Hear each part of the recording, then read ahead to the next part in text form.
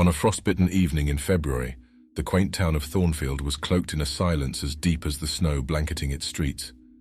Yet within this hush, an undercurrent of anticipation vibrated, for Valentine's Day was nigh, a time when hearts sought warmth and secrets whispered love.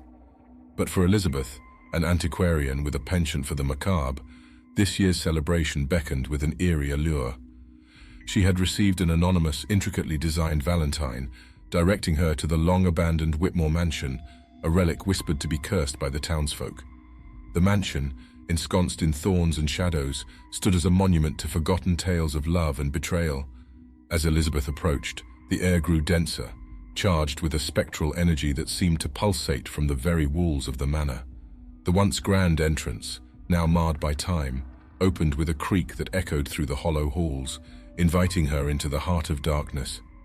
Inside, the mansion whispered of grandeur lost, with portraits of people whose eyes followed one's every move, and chandeliers that hung low, as if mourning their faded splendor. Venturing deeper, Elizabeth discovered the mansion's heart, a grand ballroom where dust danced in the moonlight streaming through broken windows. It was here that the ghostly bride, Isabella, made her presence known. Clad in a gown of spider silk and shadows, her face was as beautiful as it was sorrowful, her eyes pools of despair. She spoke in a voice that was a caress and a curse, telling Elizabeth of her betrayal, of a love promised on Valentine's Day, and a heart broken beyond repair. The mansion, Isabella revealed, was her prison and her domain. She had lured Elizabeth here as part of a centuries-old ritual to resurrect her lost love, but at a gruesome cost. The mansion itself was alive, a labyrinth designed to test the hearts of those who entered, to find the one capable of bearing the curse of her love. And with each word, the shadows deepened, the mansion's sinister intent manifesting in whispers of velvet darkness and thorns that seemed to grow from the very walls, eager to embrace or entangle. As the tale unfolded, Elizabeth realized the peril of her curiosity.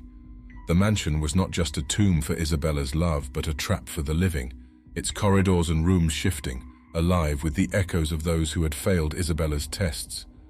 Yet within her, a resolve kindled, a determination not only to survive, but to uncover the truth of the curse and perhaps to free Isabella's tormented soul. But as the clock chimed midnight, the mansion seemed to inhale, readying itself to challenge Elizabeth's resolve, its halls whispering with the voices of the damned and the heartbroken. As the mansion's grand clock struck the witching hour, a shift palpable only to those attuned to the supernatural occurred. Elizabeth felt it in her bones, a cold that seeped deeper than the winter's chill outside. The mansion, alive with Isabella's anguish, began its test. Walls whispered secrets of lost loves and betrayal, each voice a thread in the tapestry of Isabella's tragedy. Elizabeth, armed with nothing but her lantern and a resolve as sharp as thorns, moved forward, her heart beating a rhythm of both fear and fascination.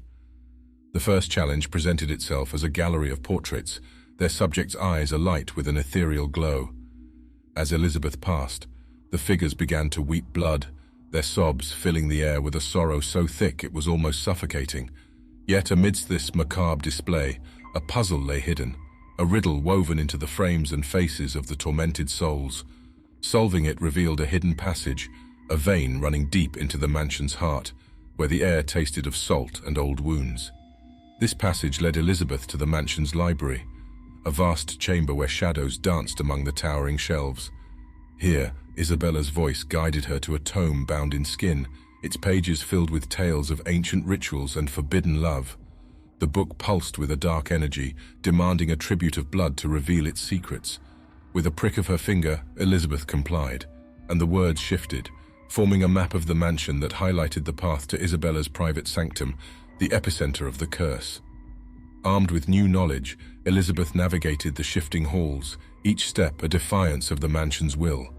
Spirits trapped in eternal torment reached out, their touch a chill that spoke of unfulfilled desires and endless longing. In one room, a banquet hall set for a wedding that never was, ghostly figures danced in a silent waltz, trapped in the moment of Isabella's betrayal. Elizabeth's presence stirred them, and they whispered warnings and pleas, each a piece of the puzzle she sought to solve. Finally, Elizabeth stood before the door to Isabella's sanctum, its surface carved with roses and thorns. The air here was thick with magic, a tapestry of spells woven with grief and anger. As the door creaked open, the mansion seemed to hold its breath, the silence a prelude to the revelations that lay within. Elizabeth stepped inside, her heart a storm of empathy and dread, for she knew that within these walls she would face the true heart of Isabella's curse, and perhaps its undoing. Beyond the sanctum's door lay a realm that defied the mansion's decayed elegance. This chamber, bathed in a ghostly luminescence, pulsed with the heartache and fury of Isabella's spirit. At its center stood an altar, draped in crimson velvet, upon which rested a heart of thorns, its thistles dripping with an ichor that shimmered in the eerie light. Elizabeth approached, the air heavy with whispers of the past, each step echoing Isabella's sorrowful tale. The heart, Isabella explained through the veil between worlds, was both her anchor and her curse. Betrayed on Valentine's Day by her beloved, who sought immortality through dark magic, she was bound to the mansion, her heart transformed into a vessel of eternal torment. The only way to break the curse was to reforge the heart, a task that required not only courage, but the willingness to confront the darkest depths of one's own soul. As Elizabeth listened, the room shifted, revealing hidden alcoves filled with relics of Isabella's life and love. Among them, a mirror, its surface cloudy with age, promised a glimpse into the truth behind the curse. Bracing herself, Elizabeth peered into the glass, only to be pulled into a vision that laid bare the tragic events of that fateful Valentine's Day, a love twisted into obsession, a ritual gone awry, and a betrayal that sealed Isabella's fate. Emerging from the vision, Elizabeth found the chamber altered, the air now thick with the scent of roses and blood.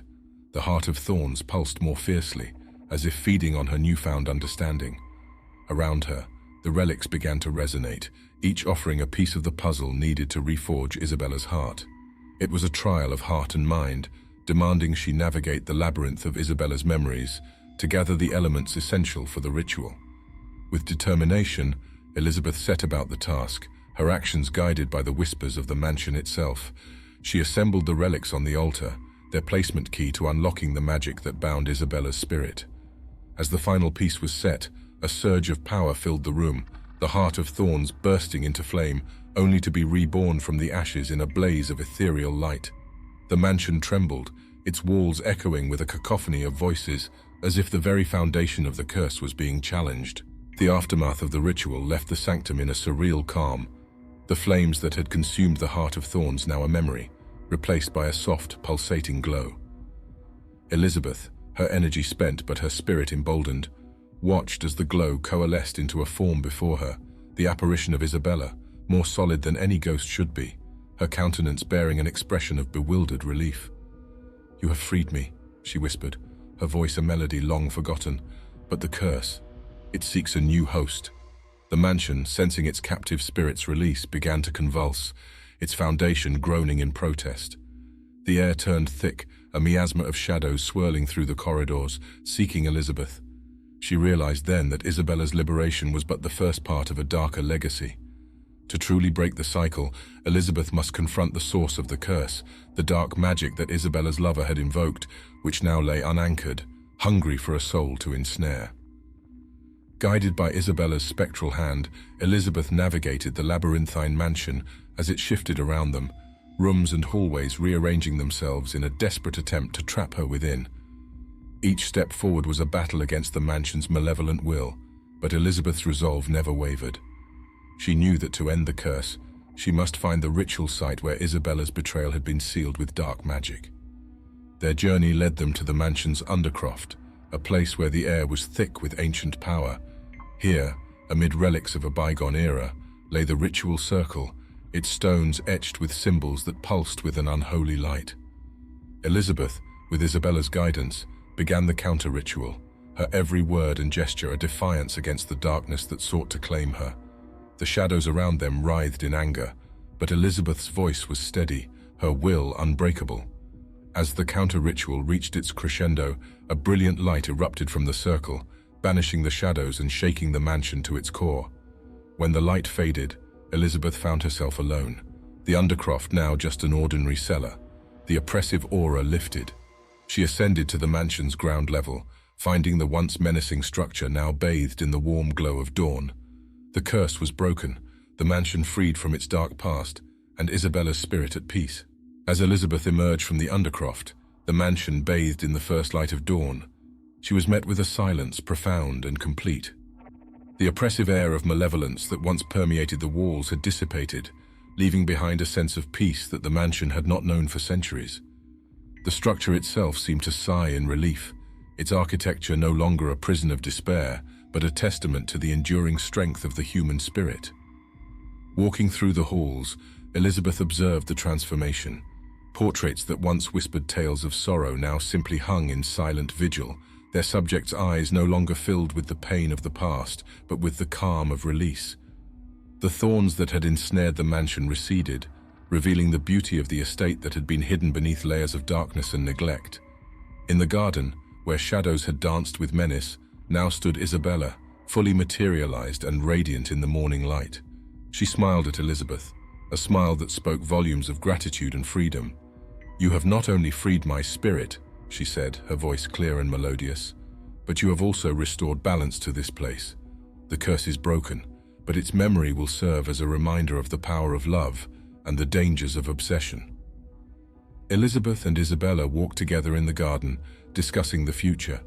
Isabella, now a guardian of the estate, would ensure that the mansion would be a place of refuge and beauty, a stark contrast to its dark past. For Elizabeth, the adventure had changed her in ways she could not have imagined, instilling in her a newfound respect for the unseen forces that shape our world and the stories that bridge the gap between the living and the spectral. As the sun rose higher, casting a golden light over the estate, Elizabeth took her leave, her heart heavy yet hopeful. She looked back one last time to see Isabella waving goodbye, her form slowly fading into the morning mist. The mansion, once a beacon of horror, now stood as a symbol of redemption and love's triumph over darkness. Elizabeth's journey had ended, but the tale of Heart of Thorns, a Valentine's horror, would live on, a reminder of the power of courage, compassion, and the unbreakable bonds of the heart.